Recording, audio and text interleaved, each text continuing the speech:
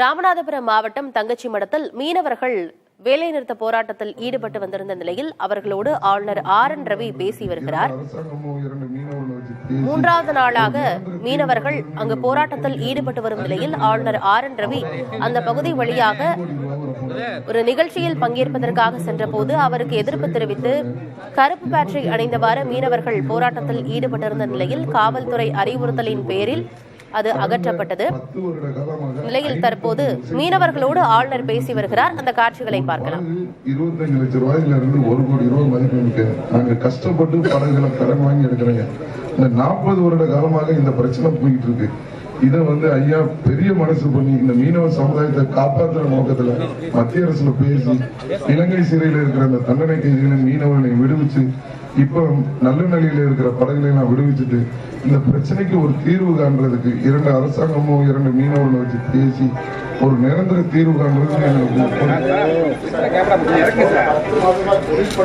Connect பண்ணிட்டேன் மோடத்து தான். Okay G, okay okay, சரி ஓகே. 2வது தலைப்பு 2 வருஷமா போட்டாங்க. நாங்கள் குழந்தை பிள்ளை எல்லாமே தற்கொலை பண்ணாத காரியத்தில் நாங்கள் இருக்கோம். எங்களுடைய சங்கத்தை நம்பிதான் நாங்கள் இருக்கோம். எங்களுக்கு நல்ல ஆவணம் பண்ணி இங்க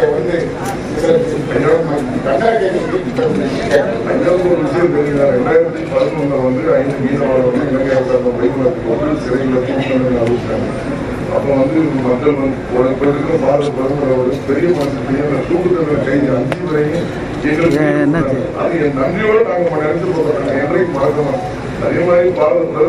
விவரங்களோடு செய்தியாளர் ஆனந்தன் இணைந்திருக்கிறார். ஆனந்தன், முன்பாகவே பேசணும், ஆளுநர் RN ரவி தங்களை சந்திக்க வேண்டும் என மீனவர்கள் கோரிக்கை விடுத்திருந்ததாக சொல்லியிருந்தீங்க. இப்போ ஆளுநர் RN ரவி மீனவர்களை சந்திச்சிருக்காரு. மீனவர்கள் பேசியிருக்காங்க ஆளுநர் கிட்ட. என்ன விஷயங்கள் குறித்தெல்லாம் கோரிக்கையா வச்சிருக்கிறாங்க மீனவர்கள்? தொடர்ந்து ஆளுநர் RN ரவி அங்கு பேசி வருகிறார். அதனை பார்க்கலாம். நன்றாக புரிந்து கொள்கிறேன். உன்னுடன் எனக்கு அனுதாபம் உண்டு. ಈ ಪ್ರಶ್ನೆ 2 அரசுகள் மத்திய அரசும் மாநில அரசும் ஒன்றாக தீர்வு காண வேண்டும். அதனை பற்றி நான் முயற்சிவேன்.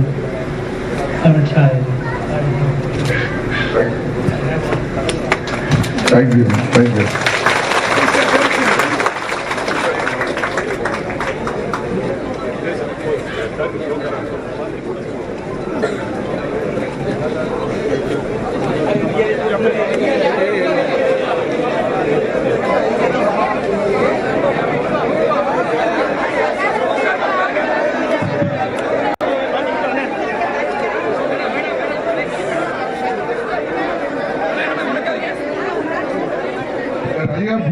சீக்கிரம் பேசி 2 அரசு பேசி நல்ல முடிவு சொல்லியிருக்காங்க. ஐயாவுக்கு ரொம்ப ரொம்ப நன்றி. தேங்க்யூ.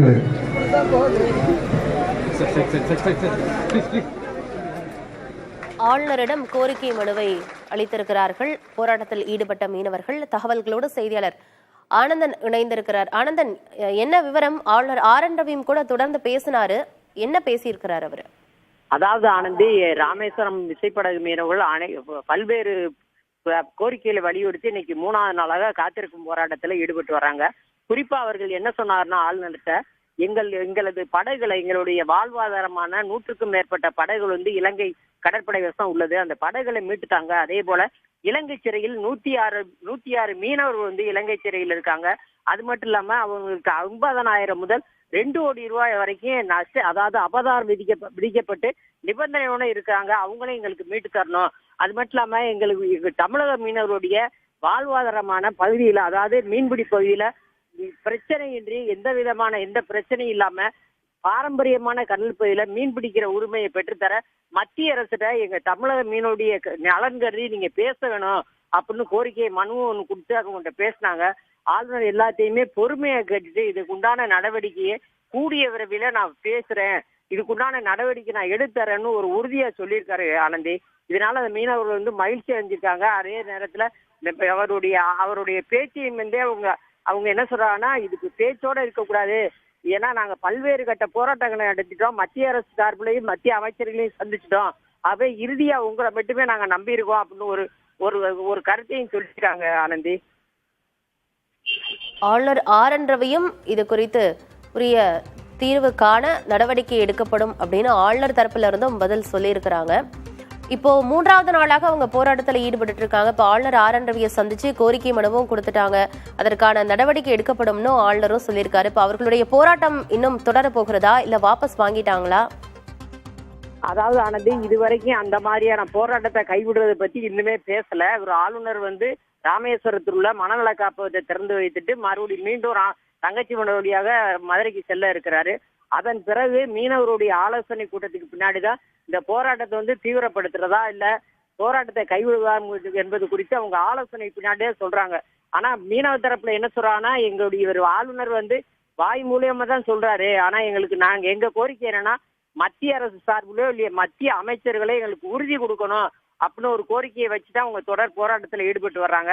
ஆனாலும் இருப்பினும் இவங்க மீனவருடைய ஆலோசனை கூட்டத்துக்கு பின்னாடிதான் இந்த போராட்டம் தொடருமா இல்ல கைவிடப்படுமான்னு தெரிய வரும் ஆனந்தி. தகவல்களுக்கு நன்றி ஆனந்தன்.